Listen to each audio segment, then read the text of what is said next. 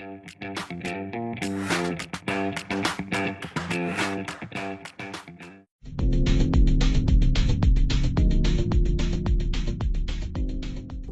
English learners. Welcome back to English Pod. My name is Marco. And my name is Catherine. So what are we talking about today, Marco? Well, we're talking about one of my favorite topics, which are computers. Yes, you're a little bit of a nerd.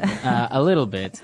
I love computers and technology and everything that's related to it. So that's what we're going to be looking at today. Maybe we're buying a new computer. Well, I anticipate learning something from this because there are a lot of those fancy big words that I don't know that have to do with processors and giga things. So that's going to be coming up in a minute here. But first, let's just jump right in and take a listen to today's dialogue.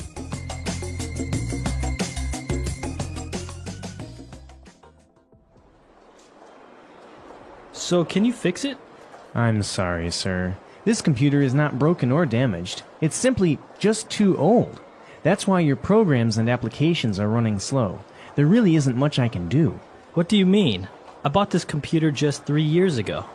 Yes, but technology is ever-changing, and technology is becoming obsolete faster and faster. Okay, I know where this is going. How much will it cost me to get a new computer? Well, this desktop over here is our latest model. It has a 4 gigahertz processor with 16 gigabytes in RAM and a hard disk with 1 terabyte. Of course, it includes a mouse, keyboard, and desk speakers. I have no idea what you are talking about. I just want to know if it's good, and if I'll be able to play solitaire without the computer crashing or freezing all the time. This PC is top of the line, and I guarantee it will never freeze. If it does, we'll give you your money back. All right, we're back. I think it's a very typical case. You go in to get something fixed, and they say, we can't fix it. You need a new one.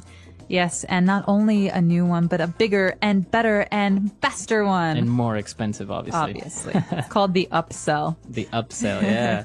All right, so there were some very difficult words, I think, because they're very specific related to technology and computers. So why don't we look at those now in Language Takeaway? Language takeaway. All right, so the first word we have today is when something is no longer in use. Okay, so this word is obsolete. It's obsolete. Obsolete. And we're not just talking about like, oh, I haven't touched that pen in like 10 years. We're talking about a piece of technology that is no longer useful because there's something else that can do a better job. Right. And actually, not only with technology, we also have words that are obsolete, right? Mm-hmm, exactly. Like thy or thine, you or yours. Classical English. We don't use thy anymore. No. But thou art very summary today, Marco. We don't use that anymore. That's obsolete English, right? Or obsolete words. Exactly. So obsolete means it's no longer of use. We have better and newer things in its place. All right.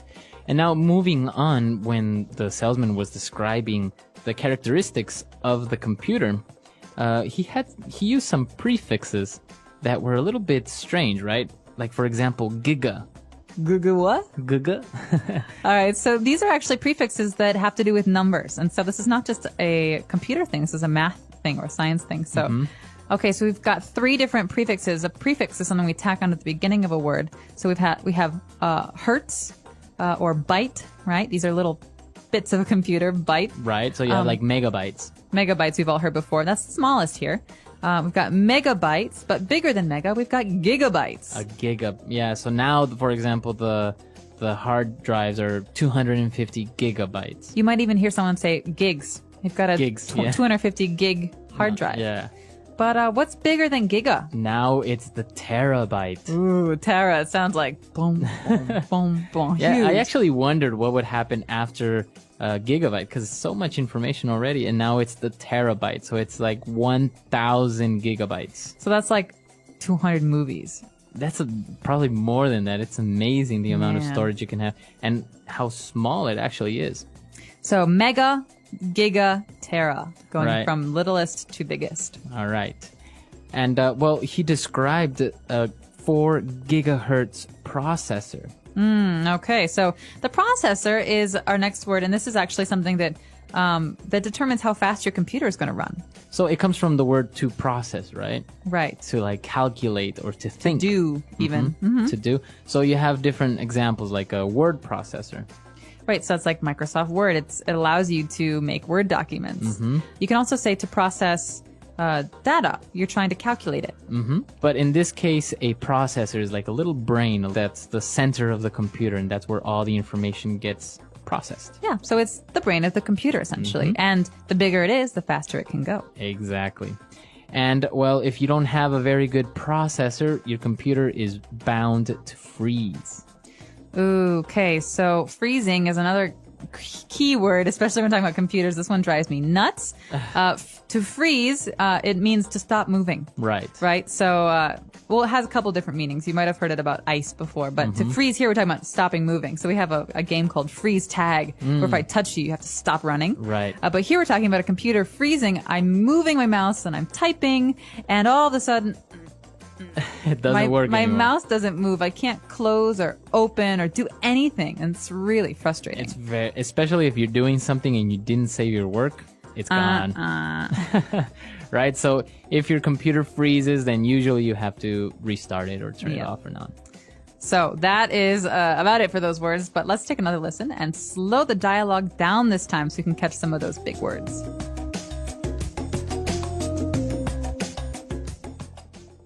So can you fix it? I'm sorry, sir. This computer is not broken or damaged. It's simply just too old. That's why your programs and applications are running slow. There really isn't much I can do. What do you mean? I bought this computer just 3 years ago. Yes, but technology is ever changing and technology is becoming obsolete faster and faster. Okay, I know where this is going. How much will it cost me to get a new computer? Well, this desktop over here is our latest model. It has a 4 gigahertz processor with 16 gigabytes in RAM and a hard disk with 1 terabyte. Of course, it includes a mouse, keyboard, and desk speakers. I have no idea what you are talking about. I just want to know if it's good, and if I'll be able to play solitaire without the computer crashing or freezing all the time. This PC is top of the line, and I guarantee it will never freeze. If it does, we'll give you your money back. Great, so we are back. So now let's jump into today's Fluency Builder. Fluency Builder. All right, so on Fluency Builder, we're going to take a look at 3 different phrases. For example, the salesman was describing technology and said that it's ever-changing. Okay, so this is almost a little poetic line Yeah. here. So ever-changing means always changing. Always. Always changing. And so we can say that the ocean is ever changing. You know, the Right. waves are always changing it. But in this case, he's saying that technology is always changing. It's always progressing into something new. And so Exactly. that is a key selling point for this guy. Right. So this is actually a very interesting word. We can use it like in your example beyond technology, like the way, like the sea is ever changing. So why don't we listen to a couple of other examples? You know, it's amazing how quickly technology is changing every year. Absolutely. Just think about smartphones a few years ago. They were basic, and now they do everything. It's like carrying a tiny computer in your pocket. Exactly. And not just phones, even things like home appliances are changing. Now, everything seems to be smart TVs, smart fridges, even smart lights. Yeah, it feels like every year there's something new and better. It's hard to keep up sometimes. Do you ever wonder what the future of technology will look like? All the time. With AI self-driving cars and virtual reality, it feels like we're living in the future already. True, AI is really changing the way we work and live. Many jobs are being automated now. It's exciting, but a little scary too. I know what you mean. Technology changing so fast is great, but it also makes me wonder what happens if people can't adapt. That's a good point. I guess learning and adapting are important. But one thing's for sure, technology will keep changing, whether we're ready or not. Absolutely. We just have to keep learning and growing with it. All right, we're back. So now we understand the ever-changing. So the man who's trying to buy this computer, or at least get his computer fixed, really starts to get frustrated with the salesman. And he says, okay, I know where this is going. So he hears the sales pitch. He hears this guy trying to loosen him up a little bit. He says, I know where this is going. So what does this mean, this where something is going? So basically what direction a conversation or a topic or a situation is taking. Okay, so he's saying, I know why you're telling me these Right. things. I know your motive. Or I know what's happening. I know what you're going to say. Okay, so he's essentially saying, I know you're going to try and sell me a computer. Right.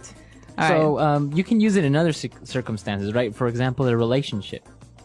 I don't know where this is going. Right. What is going? Classic breakup line. I just don't think I know where this is going anymore. So in reference to the relationship, right? Yeah, We so- don't know what's happening. Are we serious? Are we maybe going to get married? I don't know anymore. I can't tell where this movie is going. It's so like, here and there and boring. Yeah, you and- don't know the plot. Yeah. All right. So it's a very common phrase, and it sounds very natural when you say it, right? It does, and that's why it's Fluency Builder. It really helps you sound like a more native English speaker when you use these kind of phrases. And the next one is also very, very good when he describes the condition of the computer. He says it's top of the line.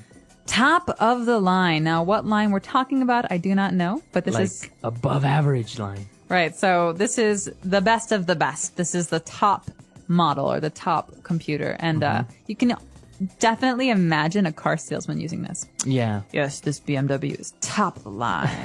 It's the best money can buy. Yeah, that's another good one. So basically, top of the line is the best of the best, the above average, right? More than above average. It's the best you can do. And The so best you can the buy. guy is saying, listen, this is our best computer. Really, you should buy it. And obviously, top of the line usually costs a lot of money. Yeah, it's usually for something that costs money, right? For things. You wouldn't really use it for a person, right? He's top of the line. No. Top of the line, I think, generally refers to electronics and cars Yeah. or like motorcycles. And so you often hear top of the line stereo, top of the line TV, top of the line car. But you wouldn't say this about food or Yeah. people or art. Yeah, you wouldn't say this painting is top of the line. Nah, no, not about like very unique things. You'd say Right. this about kind of manufactured things. Very good. So we've taken a look at a lot of great phrases. Why don't we listen to our dialogue for the last time, and then we'll come back.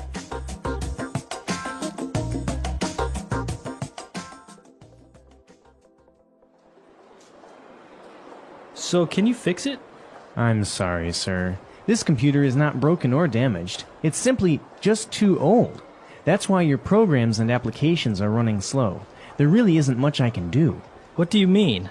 I bought this computer just 3 years ago. Yes, but technology is ever changing and technology is becoming obsolete faster and faster. Okay, I know where this is going. How much will it cost me to get a new computer? Well, this desktop over here is our latest model. It has a 4 gigahertz processor with 16 gigabytes in RAM and a hard disk with 1 terabyte. Of course, it includes a mouse, keyboard, and desk speakers.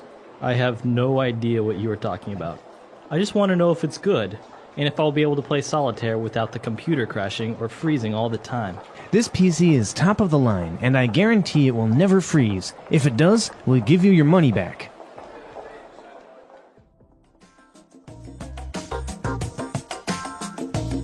All right, we're back. So computers. Catherine, I know you recently got a nice Macintosh.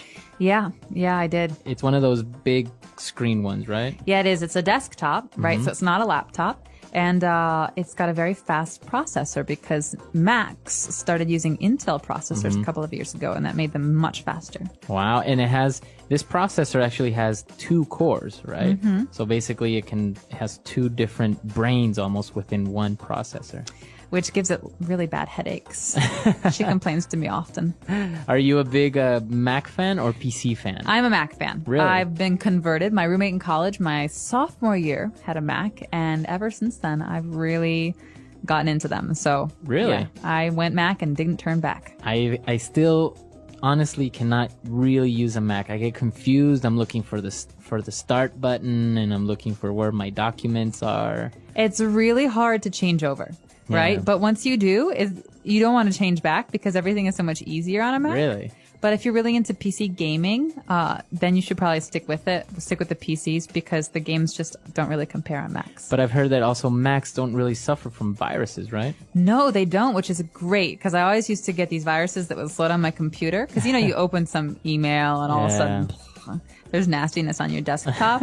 Well, now I don't really have that problem. And also there's really wonderful photo editing software and video editing software. Right. So everything's just really easy to find and easy to use. What about you, listeners? Do you prefer the Mac? Do you prefer the PC? Or maybe some of our listeners don't really even like computers? Listen carefully. How computers and technology changed our lives. The beginning of computers. Many years ago, before computers were everywhere, life was very different. People used paper and pens to write letters. They used books to find information. It took a lot of time to do simple tasks. For example, if someone wanted to know the weather, they had to read a newspaper or listen to the radio. If someone wanted to talk to a friend who lived far away, they had to write a letter and wait for days or even weeks for a reply. Then, in the middle of the 20th century, the first computers were created. These computers were very big. They were so big that they filled whole rooms. They were also very slow compared to today's computers. Only big companies and universities could use them because they were expensive and difficult to operate. But as time passed, technology improved. Computers got smaller, faster, and cheaper. In the 1970s and 1980s, personal computers came into homes. Families could buy their own computers. People started to use computers to write documents, play games, and learn new things. It was a new and exciting time. One of the most famous people who helped make computers popular was Steve Jobs. He started a company called Apple. Another important person was Bill Gates, who started Microsoft. They made computers easy to use for everyone, not just scientists and engineers. Computers changed from being big machines to being tools that people could use every day. The age of the internet and smartphones. In the 1990s, the internet became popular. The internet is a huge network that connects computers all over the world. It allows people to share information easily. With the internet, people could search for information in seconds. They could send emails instead of writing letters. Communication became faster and easier. Websites like Google, Yahoo, and Wikipedia helped people learn new things quickly. Instead of going to the library, you could just type your question into a search engine and find the answer immediately. This changed how students studied and how people worked. Then came smartphones. A smartphone is like a small computer that you can carry in your pocket. The first popular smartphone was the iPhone, introduced in 2007. Smartphones allowed people to use the internet, send messages, take pictures, and make phone calls, all from one device. Apps or applications made smartphones even more useful. People could use apps to learn languages, listen to music, or play games. Apps like WhatsApp, Facebook, and Instagram allowed people to stay connected with friends and family, no matter where they were. Technology made the world feel smaller and more connected. How technology helps us learn English. Today, technology helps people learn English in many ways. You can watch English videos on YouTube. You can listen to English podcasts. You can use apps like Duolingo to practice English every day. Technology makes learning fun and easy. For example, if you want to practice speaking, you can use voice recognition software. This software listens to your voice and helps you correct your pronunciation. If you want to learn new words, you can use flashcard apps that show you pictures and sounds. This helps you remember words better. Technology also helps people connect with English speakers around the world. You can join online language exchange programs.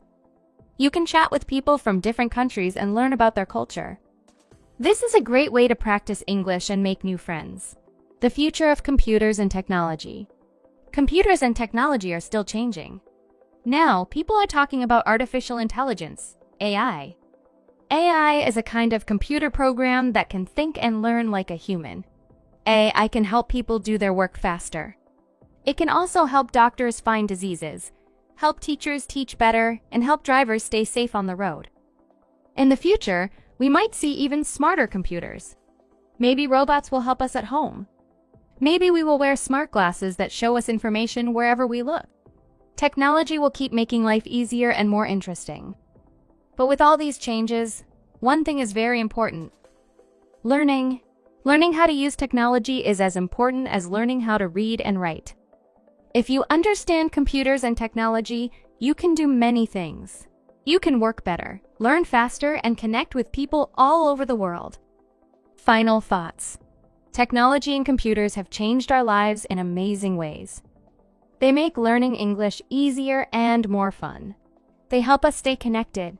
They help us find information. The world is changing fast, and technology is a big part of that change. By learning how to use technology, we can be ready for the future. So, if you are learning English, use technology to help you. Watch videos, listen to podcasts, use apps, and talk to people online. Every time you use technology, you are also learning new skills. And these skills will help you in school, at work, and in life. Remember, computers and technology are not just machines. They are tools that can help you grow, learn, and succeed. The English Pod Audio Review. Listen to the meaning, then say the vocabulary word. Always becoming different. Ever-changing. A written promise that a seller will repair a product if a problem arises. Warranty. No longer useful. Obsolete. A portable computer. Laptop. The direction of an event. Where something is going. To change into a more advanced state. Evolve. To be completely unaware of something. I have no idea. A device that allows computers to communicate without wires. Wireless modem. To suddenly stop functioning. Freeze. A system for communicating between computers. Network. A computer application. Program. Unit to measure a computer's storage capacity. Gigabyte. Part of computer that temporarily stores information. Random access memory. Part of computer that stores data. Hard disk. Measurement of computer processor speed. Gigahertz.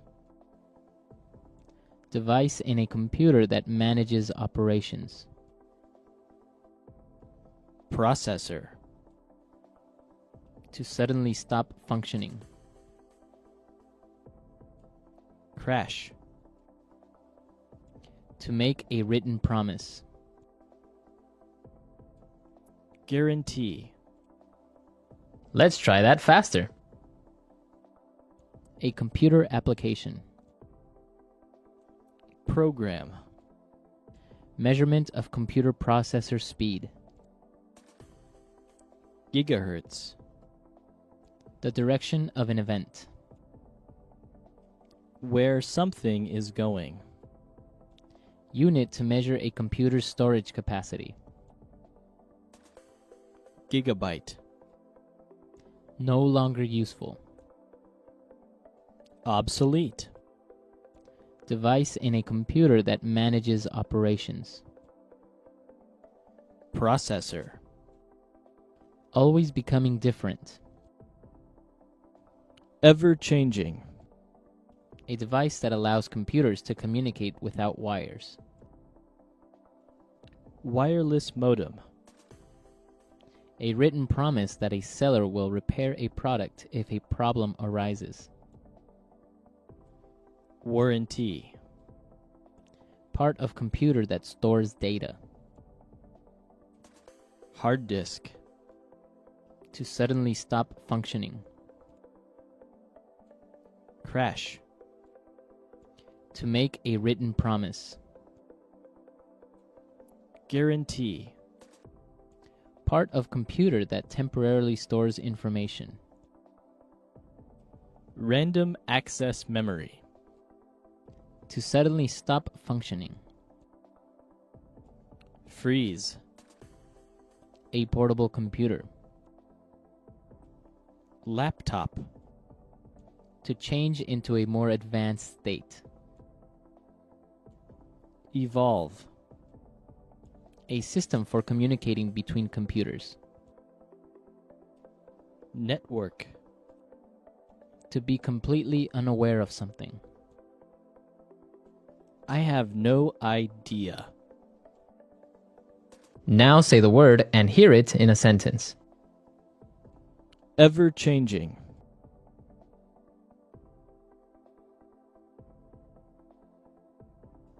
There is always something new in this ever-changing world. Ever-changing.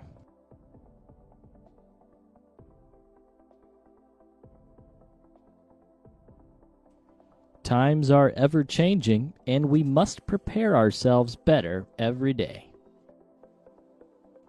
Ever-changing.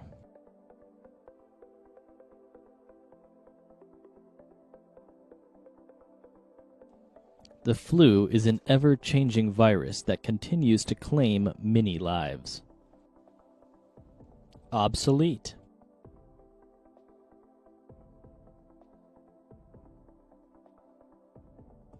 This fleet of battleships from World War II is completely obsolete. Obsolete.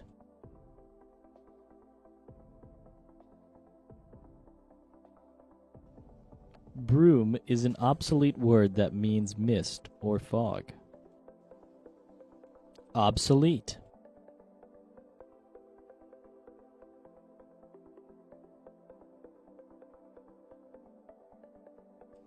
A VHS is a device that is practically obsolete nowadays. Who buys tapes anymore?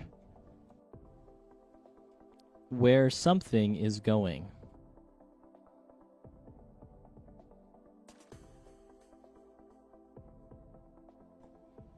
We fight every day. I don't know where this relationship is going. Where something is going.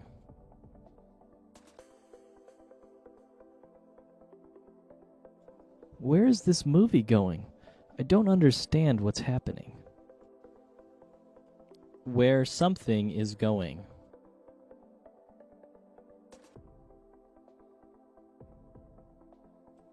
You want to do what? Where are you going with this conversation? I have no idea.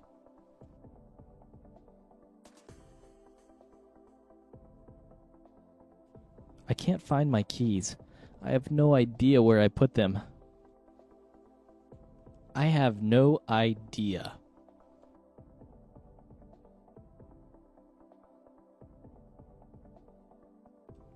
I have no idea where Tom went. Maybe he's in the bathroom? I have no idea.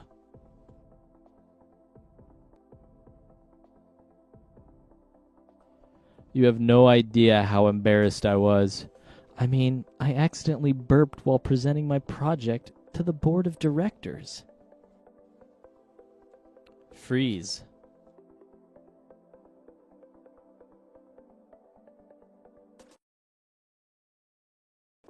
If your computer freezes, you'll have to shut it down. Freeze.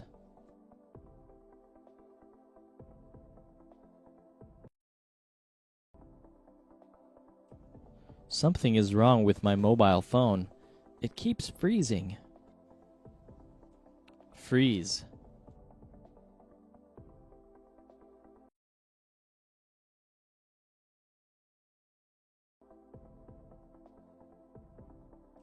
The files are not ready yet because my computer froze last night.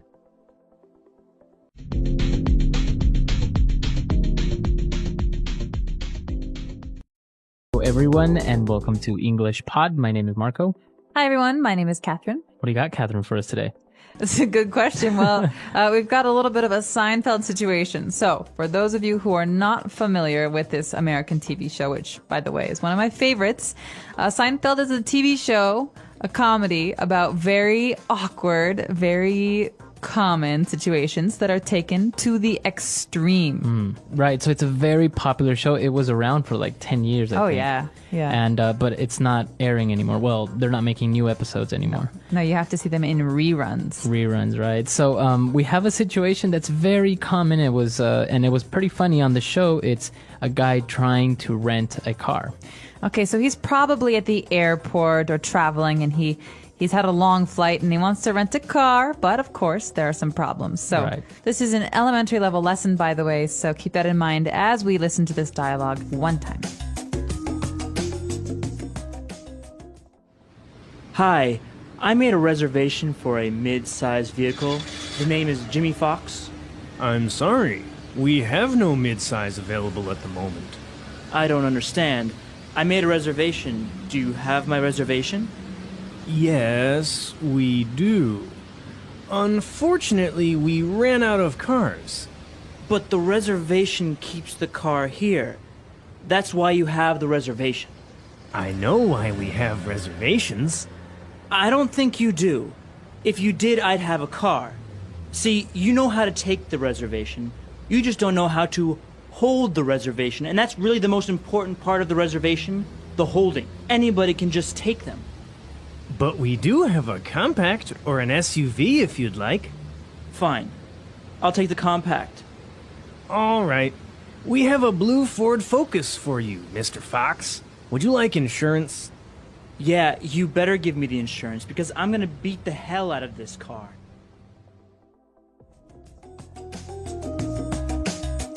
All right, great. So this actually happens a lot. You make a reservation and either they lose it or they run out of cars. It's such a common situation.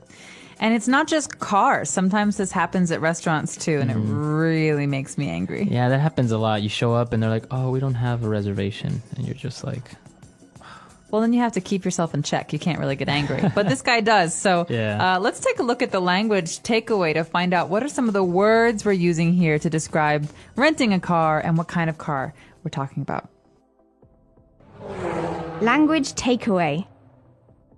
Well, as you mentioned, at rental places, they have different size cars, right? Different size vehicles. Which, by the way, costs different prices. Right.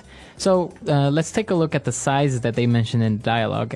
Starting with the cheapest one, the least expensive, and the smallest, it's a compact vehicle. All right, compact. So compact actually means small. Small. Right, so compact car you're going to hear very often, even if you're buying a car. Let's think of what's a compact car? The VW Golf is a compact car, very small car. So usually it's 2 doors, or if it's a 4-door car, it's very small, not very long, right? Right, exactly. So maybe like a Ford Focus could be a small car, also a compact. Now moving up in size a little bit, we would have a mid-size vehicle.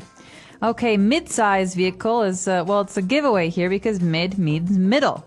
So it's kind of in the middle between the small and the large. And this is your average 4-door sedan car. Okay, so as an example, you would have a Ford Taurus or maybe a Toyota Camry. Yeah, Toyota Camry is maybe the most common car. Yeah, definitely. It's kind of expensive, but it's still mid-size, right? Exactly. And now a bigger car, and probably one of the most popular cars in the United States, is an SUV. Not anymore, Marco. I know. With the energy crisis and the Gas prices. and the economy as well. People are not driving their SUVs anymore. But SUV is an acronym. That means it stands for 3 different words. S meaning Sports. U meaning Utility. V. Vehicle. All right, thank you. So SUV, sport utility vehicle, it means it can go maybe off-road. Right. So an example of this would be a Ford Explorer or Jeep Cherokee. A Jeep Cherokee could be an SUV as well. So right, those are 3 different types of cars. Now obviously there are many more, like a van or a limo, like a limousine. But yeah, these are the most common ones that you would rent at a car rental place. Yeah, definitely. But what we have to do here is make a reservation. Now, interesting, you make a reservation. Hey, you don't have it. You don't do it. You don't. You make it. Yeah, you make these are words that go together. So we're going to keep them together. I can call a restaurant. So, say for example, Marco works at a restaurant. Say, hello, I'd like to make a reservation for tonight. Oh, okay, perfect. Now, if you show up at the restaurant, you say, where's my table? I made a reservation. Right. And of course, I throw a fit because there's no They don't table have for it. me. So you make a reservation, and in this case, it was made before. Okay, so you make a reservation. Now, why was this guy angry at the rental car place? Oh, long story short, the company ran out of cars. Okay. Not all cars, just the car that he wanted, Right. the mid-size vehicle. So they ran out. So that doesn't mean they're actually running somewhere. No, they're right? not putting on their running shoes and going for a jog. No, in this case, to run out, or in this case, we ran out, means that they don't have any more. You don't have any more. Exactly. I think this word is a nice word for us to take a look at some other examples now. Hey, can we stop by the store on the way home? Sure. What do you need? I just realized I'm about to run out of milk. Didn't you just buy some last week? Yeah, but I've been drinking it every day. Anything else you're running out of? Let me think. Oh, I'm out of coffee too. Coffee is a must. You can't run out of that. I know, right? Mornings would be impossible. What about snacks? Didn't we run out of chips yesterday? Oh, good point. Let's grab some. Anything else before we go? Maybe check if we're running out of laundry detergent. I'll check when we get back. If we are, we can pick some up tomorrow. Sounds good. Let's not run out of anything important this time. Agreed. Running out of essentials is the worst. Not a fun phrase, but an important one in case you're ever in a restaurant or in a hotel or in a place where you can purchase something or rent something and it's all gone. All right. So I think we've taken a look at a lot of great words here. So let's listen to this dialogue again. We're going to slow it down just a little bit, and then we'll come back and explain some phrases. Hi, I made a reservation for a mid-sized vehicle. The name is Jimmy Fox. I'm sorry. We have no midsize available at the moment. I don't understand. I made a reservation. Do you have my reservation? Yes, we do. Unfortunately, we ran out of cars. But the reservation keeps the car here. That's why you have the reservation. I know why we have reservations.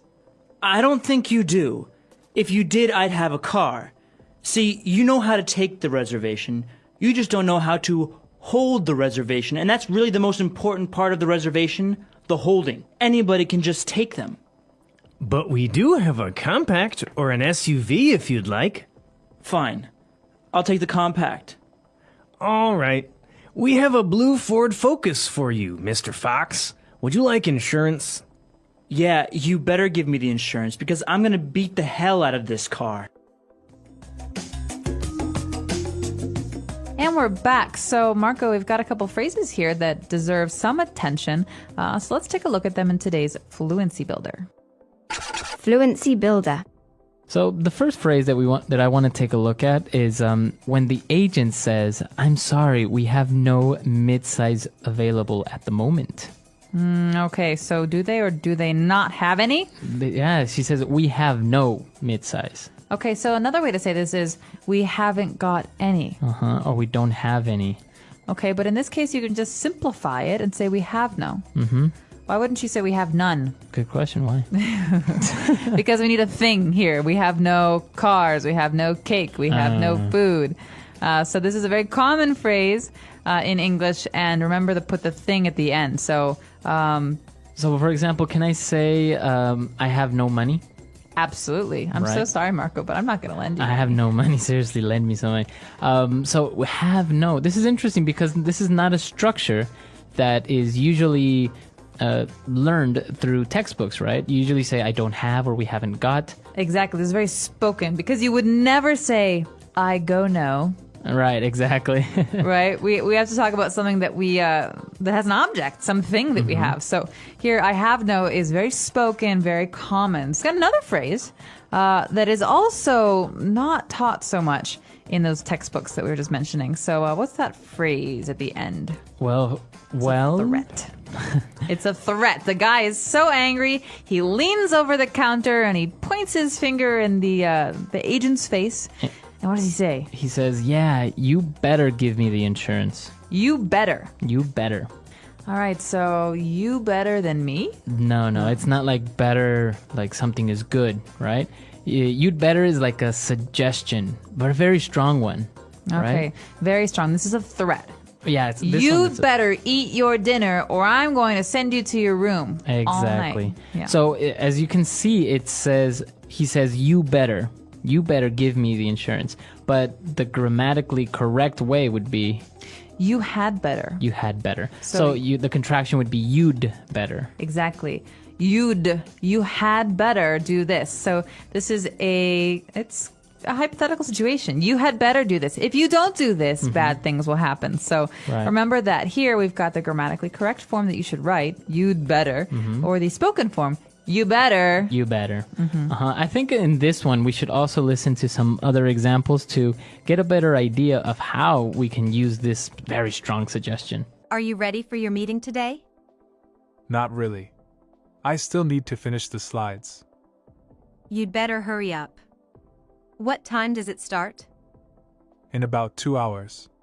But I've got so much to do. 2 hours? You'd better not waste any more time, then. I know. I had better skip lunch to get it done. That's probably a good idea. You'd better also check if the projector works. Oh, right. Last time it stopped working in the middle of my presentation. Exactly. You'd better avoid that happening again. Thanks for reminding me. I'd better test it before everyone arrives. And don't forget to print handouts if you need them. Good point. I had better start printing those right away. You'd better. And don't stress too much, you'll do great. Thanks. I'd better get started now. So what is the threat? You better give me insurance because what is he going to do? He says, I'm gonna beat the hell out of this car. Okay, so it's future. I'm going to. I'm gonna. Right. Beat the hell out of this car. So this is very strong, right? Yeah, it's very strong, and he's saying he is going to destroy the car. So beat the hell out of, so that means really just do damage to something. So you can use it towards a person also. It's like, I'm going to beat the hell out of you. And I'll arrest you for violence. Right, so it's a very strong phrase. It shows anger, it shows that you are threatening somebody. So it's not, obviously it's not polite. And it might get you a broken nose in a bar if you ever say this to someone or about someone, so be very careful. Right, but you can use it to describe a situation, right? He's like, yeah, we went to a bar yesterday, and Dan beat the hell out of the bartender. Right? Man. So instead of just saying Dan hit the bartender or Dan got into a fight, you're saying he hit him and he just... And he kept hitting him and kept hitting him and kept hitting him. So Right. yeah, he beat the hell out of him. Right. All right, great. So those are the phrases and words that we wanted to talk about today. But I think it'd be good if we listen to this dialogue one more time just to get a good feel for it. When we come back, we'll be talking a little bit more about the process of renting a car.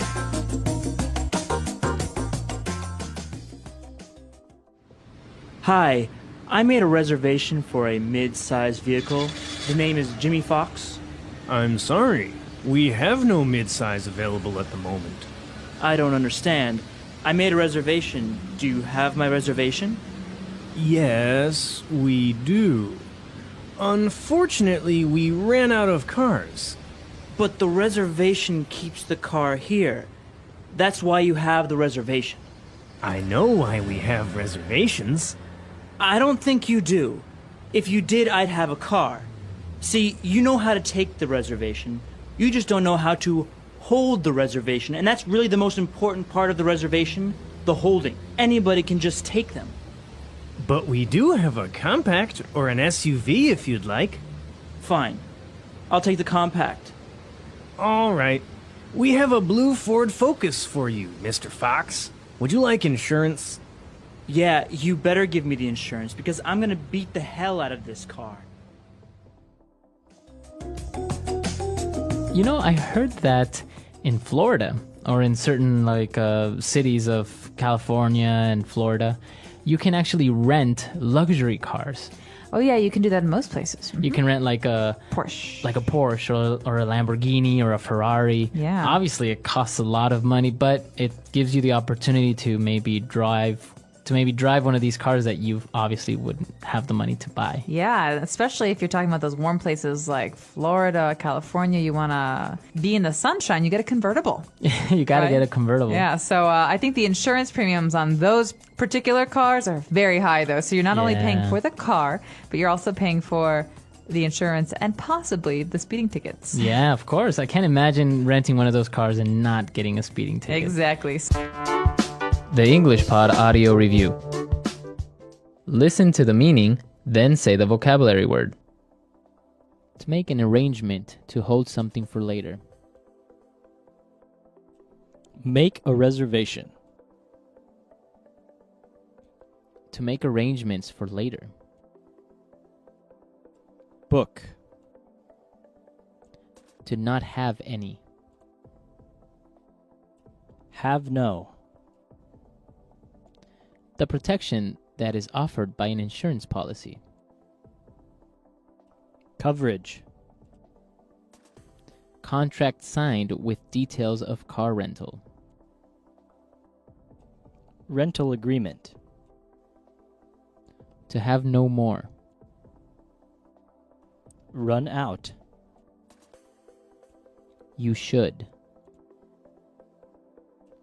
You better. To leave money when you rent a car and that you get back if you return the car in good condition. Leave a deposit. To purposefully abuse something. Beat the hell out of. A medium-sized car. Mid-size vehicle.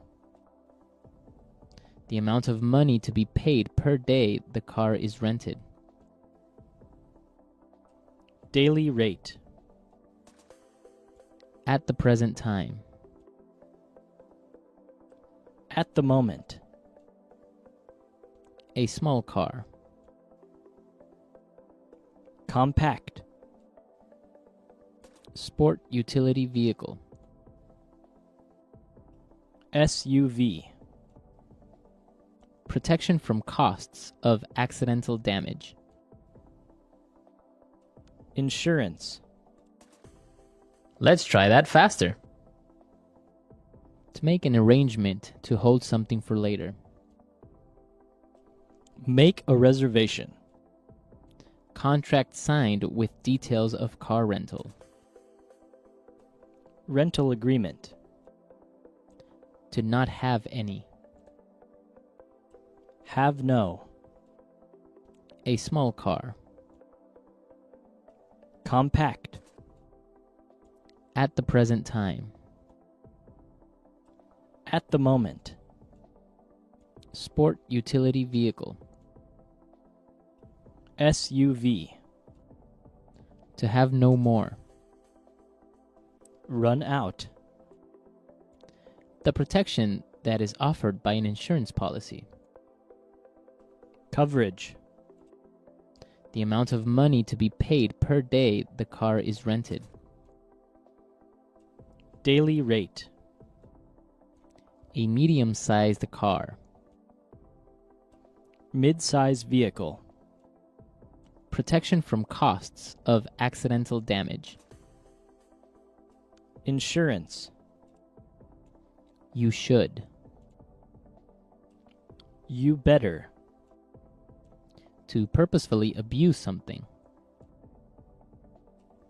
Beat the hell out of. To make arrangements for later. Book.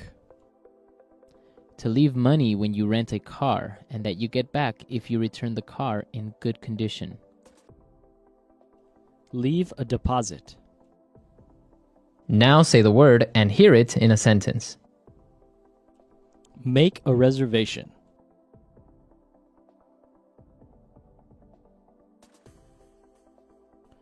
I've made a dinner reservation at our favorite restaurant for tomorrow night.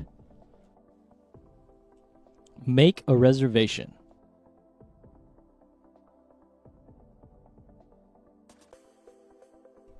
I'm sorry, sir. You need to make a reservation in order to eat here. Make a reservation.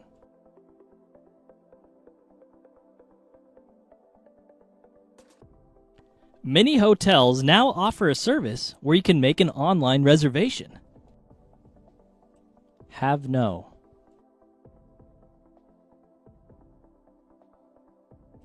You have no right to tell me what to do. Have no.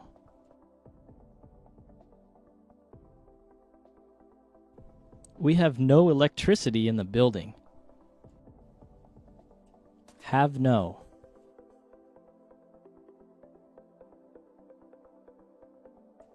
Susan has no money since she lost her job. Run out.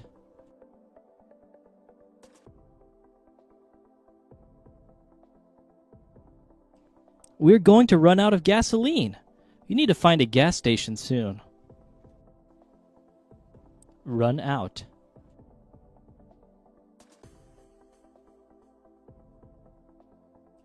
Can you buy some milk on your way home? We ran out last night. Run out.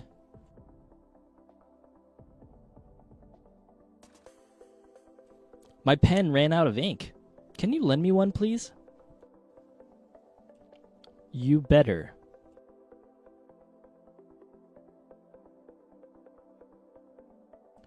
You better go to the doctor before that cold gets any worse. You better.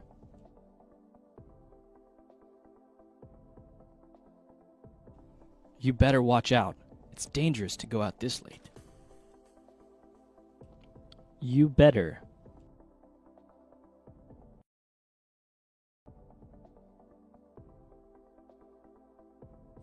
She better change her attitude or her boss is going to fire her. Beat the hell out of.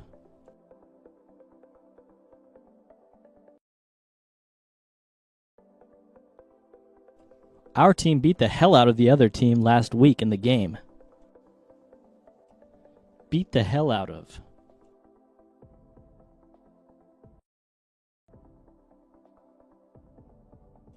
If you ever do that again, I'm gonna beat the hell out of you. Beat the hell out of.